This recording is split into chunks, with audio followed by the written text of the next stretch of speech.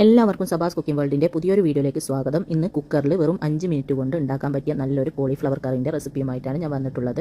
ഇറച്ചിക്കറി തോറ്റു പോകും ഇതിൻ്റെ മുമ്പിൽ, അത്രയും നല്ല ടേസ്റ്റുള്ളൊരു കോളിഫ്ലവർ കറിയാണ്. വെറും ഒരു വിസിൽ മതി ഈ കറി റെഡിയാക്കി എടുക്കാൻ. അപ്പോൾ നമുക്ക് വേഗം തന്നെ നോക്കാം എങ്ങനെയാണ് ഇത് ഉണ്ടാക്കുന്നതെന്ന്. അതിന് വേണ്ടിയിട്ട് ഞാനിതാ ഒരു കുക്കർ അടുപ്പത്ത് വെച്ചിട്ടൊന്ന് ചൂടാക്കിയിട്ടുണ്ട്. അതിലേക്ക് 2 ടേബിൾ സ്പൂണോളം വെളിച്ചെണ്ണ ഒഴിച്ചു കൊടുക്കുക. വെളിച്ചെണ്ണ ഉണ്ടെങ്കിൽ വെളിച്ചെണ്ണയിൽ ചെയ്യുക, അല്ലെങ്കിൽ ഓയിലോ എന്തെങ്കിലും എടുക്കുക. ഇനി ഇതിലേക്ക് 2 സവാള കട്ട് ചെയ്തത് ഇട്ട് കൊടുക്കാം. കാരണം കുറച്ച് കട്ട് ചെയ്യേണ്ട ആവശ്യമൊന്നുമില്ല. ഞാനിതാ ഇതുപോലെ ക്യൂബായിട്ടാണ് കട്ട് ചെയ്തെടുത്തിന്. അതിനുശേഷം ഒരു ചെറിയ കഷ്ണം ഇഞ്ചി ചെറുതായിട്ട് കട്ട് ചെയ്തത്, ഒരു 5-6 അല്ലി വെളുത്തുള്ളി കട്ട് ചെയ്തിട്ടൊന്നുമില്ല, മുഴുവനായിട്ട് അങ്ങ് ഇട്ട് കൊടുത്തിന്. പിന്നെ 2 പച്ചമുളക്, ഒരു 2 കറിവേപ്പിലയും കൂടെ ഇട്ടിട്ടുണ്ട്. എന്നിട്ട് ജസ്റ്റ് ഒന്ന് വഴറ്റി കൊടുക്കുക. ഒരുപാട് വഴറ്റി ബ്രൗൺ കളർ ആവേണ്ട ആവശ്യമൊന്നുമില്ല. ജസ്റ്റ് ഒന്ന് വഴറ്റിയതിന് ശേഷം നമുക്കിതിലേക്ക് ഒരു തക്കാളി ഇട്ട് കൊടുക്കാം. തക്കാളിയും ഇതുപോലെ ക്യൂബായിട്ടാണ് ഞാൻ കട്ട് ചെയ്തെടുത്തിന്. അത് ഇട്ടിട്ട് ജസ്റ്റ് ഒന്ന് വഴറ്റി കൊടുക്കുക. അപ്പോൾ തക്കാളിയും കൂടെ ഇട്ടിട്ട് ജസ്റ്റ് ഒന്ന് വഴറ്റിയിട്ടുണ്ട്. ഇനി ഇതിലേക്ക് ഞാനൊരു മീഡിയം സൈസിലുള്ള കോളിഫ്ലവർ ഇതുപോലെ കട്ട് ചെയ്തെടുത്തിന്. ഒരുപാട് ചെറുതാക്കിയിട്ടല്ല, ഈ ഒരു വലുപ്പത്തിൽ കട്ട് ചെയ്തെടുത്തിന്. അത് ഇട്ടിട്ട് എല്ലാം കൂടെ ഒന്ന് മിക്സ് ആക്കി കൊടുക്കാം.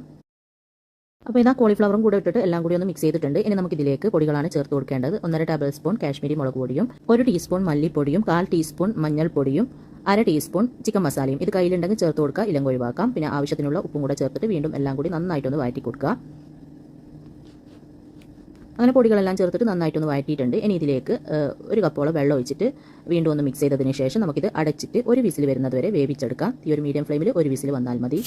അപ്പോൾ ഒരു വിസിൽ വന്നിട്ടുണ്ട്. ഇനി ഞാനിത് അടുപ്പ് ഓഫാക്കിയിട്ട് ഇതിൻ്റെ പ്രഷർ ഒന്ന് പോകാനായിട്ട് വെയിറ്റ് ചെയ്യുകയാണ്. അപ്പോൾ കുക്കറിൻ്റെ പ്രഷറെല്ലാം ഒന്ന് പോയിട്ടുണ്ട്.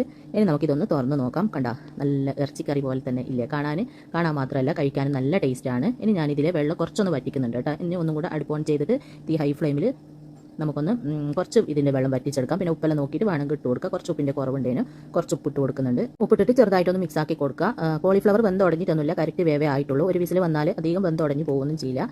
ഇനി ഇതിലെ വെള്ളം കുറച്ചൊന്ന് വറ്റാനായിട്ട് നമുക്ക് വെയിറ്റ് ചെയ്യാം.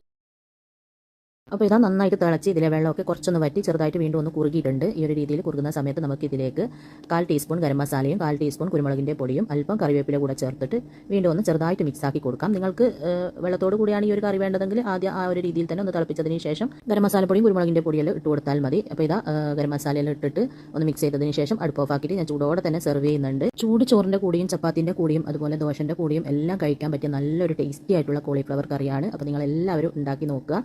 ചിക്കൻ കറിയും ബീഫ് കറിയെല്ലാം തോറ്റു പോകും ഇതിൻ്റെ മുമ്പിൽ, അത്രയും നല്ല ടേസ്റ്റാണ്. അപ്പോൾ എല്ലാവരും ഉണ്ടാക്കി നോക്കിയിട്ട് ഇഷ്ടമായ അഭിപ്രായം പറയാൻ, ലൈക്ക് ചെയ്യാനും ഷെയർ ചെയ്യാനൊന്നും മറക്കരുത്. വീഡിയോ ഇഷ്ടപ്പെട്ടാൽ നിങ്ങൾക്ക് അറിയുന്നവർക്കെല്ലാം ഒന്ന് ഷെയർ ചെയ്ത് കൊടുക്കുക. അപ്പോൾ ഇൻഷാ അല്ലാഹ് അടുത്ത പുതിയ നല്ല റെസിപ്പിയുമായിട്ട് നമുക്ക് വീണ്ടും കാണാം.